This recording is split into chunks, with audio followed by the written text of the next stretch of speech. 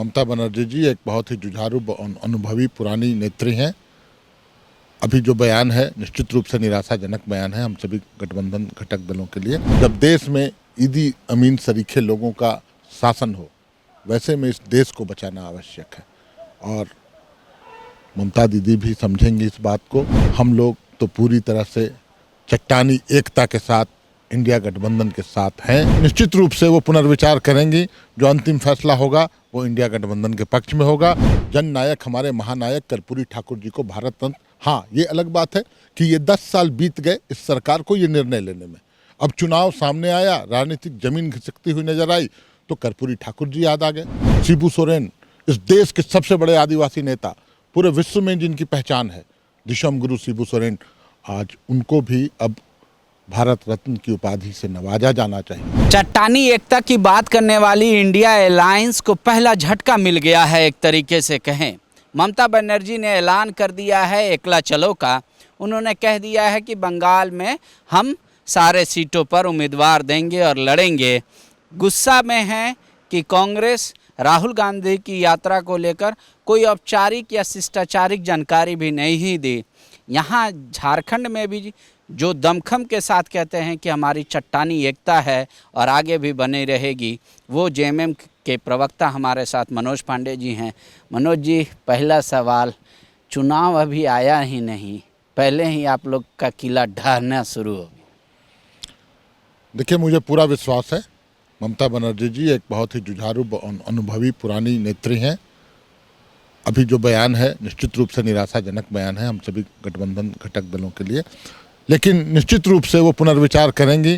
जो अंतिम फैसला होगा वो इंडिया गठबंधन के पक्ष में होगा। हम सभी मिलजुल कर चुनाव लड़ेंगे।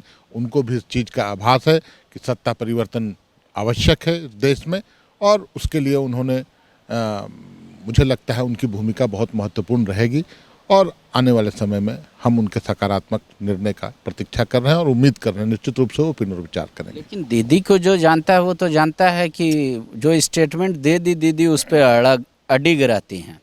खबर ये भी आ रही है, उड़ती उड़ती खबर है हवा में, कि दूसरा फैसला आप भी कर सकता है, तीसरा फैसला आप भी कर सकते हैं। कुछ इस तरीके की भी खबरें आ रही हैं। देखिए, राजनीति में यूँ तो कोई भविष्यवाणी नहीं कर सकता, ये सच्चाई है।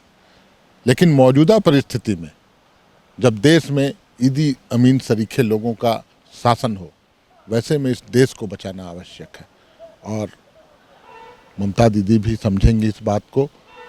हम लोग तो पूरी तरह से चट्टानी एकता के साथ इंडिया गठबंधन के साथ हैं, जो कि झारखंड में हेमंत सोरेन जैसा एक फौलाद व्यक्ति, फौलादी निर्णय लेने वाला व्यक्ति। लेकिन आप लोग में भी तो 14 सीट है और गठबंधन के उम्मीदवार टोटल 17 से 19 सीटों का डिमांड कर रहे हैं।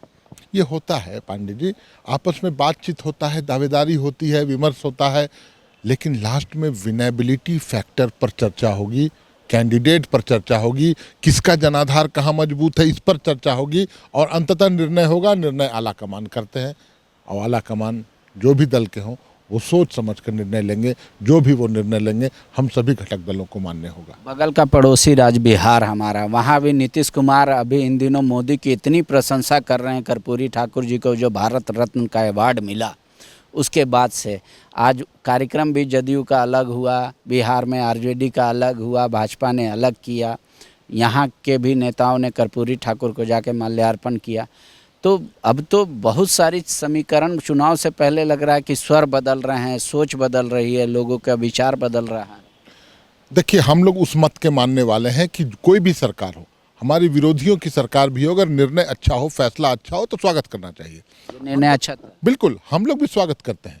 जननायक हमारे महानायक कर्पूरी ठाकुर जी को भारत रत्न, हाँ ये अलग बात है कि ये 10 साल बीत गए इस सरकार को ये निर्णय लेने में। अब चुनाव सामने आया, राजनीतिक जमीन खिसकती हुई नजर आई तो कर्पूरी ठाकुर जी याद आ गए। हम लोग तो मांग करेंगे माननीय प्रधानमंत्री से, केंद्र की सरकार से, कि लगे हाथ शिबू सोरेन, इस देश के सबसे बड़े आदिवासी नेता, पूरे विश्व में जिनकी पहचान है, दिशम गुरु शिबू सोरेन, आज उनको भी अब भारत रत्न की उपाधि से नवाजा जाना चाहिए। झारखंड ही नहीं, पूरे देश के लोगों का मांग है। तो आज पिछड़ों के मसीहा बनने का, चाहे पिछड़ों के लिए कुछ कर उनके वोट बैंक पर नज़र के तहत सभी लोग देख रहे हैं इस निर्णय को, कर्पूरी ठाकुर जी को जो दिया गया, अगर उतना ही ओबीसी का भलाई या उनके हित की बात ये लोग करते हैं तो हम लोगों ने जो 27% आरक्षण का पास करके भेजा है उसे क्यों आप ठंडे बस्ते में डाल कर रखें? गुरुजी का जो आप डिमांड करें कि गुरुजी भाई सबसे बड़े नेता हैं ट्राइबल के, उनको मिलना चाहिए भारत रत्न, तो पार्टी इसको लेकर पत्र लिखेगी पीएम को, या फिर आप लोग सीएम से आग्रह करेंगे कि सीएम इस मांग को रखें पीएम के सामने? देखिए, निश्चित रूप से अगली बैठक जब भी पार्टी फोरम की संगठन की होगी, संगठन की तरफ से हम लोग ये बात अपनी सरकार में रखेंगे और सरकार ये निर्णय ले सकती है जैसा उचित समझे। लेकिन ये संगठन की भावना मैं बता रहा हूँ, एक कार्यकर्ता होने के नाते अपने आप को मैं सौभाग्यशाली समझूंगा कि मैं वो दिन देख सकूं कि आज गुरुजी को भारत रत्न की उपाधि से नवाजा जाए। शुक्रिया। तो जेएमएम का मानना है कि कर्पूरी ठाकुर का जो जिस तरीके से सम्मान दिया गया वो बोल रहे स्वागत योग है, लेकिन इसमें बोल रहे हैं चुनावी फैक्टर है, तभी तो 10 वर्ष लग गए इस निर्णय को लेने में। कह रहे हैं बाबा को भी मिलना चाहिए, दिसम गुरु जो शिबू सोरेन है, विश्व में सबसे लोकप्रिय आदिवासी के नेता हैं, बहुत संघर्ष किया है, तो उनको मिलना चाहिए। रही बात ममता बनर्जी की, तो कह रहे हैं कि ये आखिरी फैसला नहीं है, ममता दीदी को समझाया जाएगा और हो सकता है गठबंधन इंटैक्ट ही रहे। शुक्रिया। TheFollowUp.in. Like, share, and subscribe. www.thefollowup.in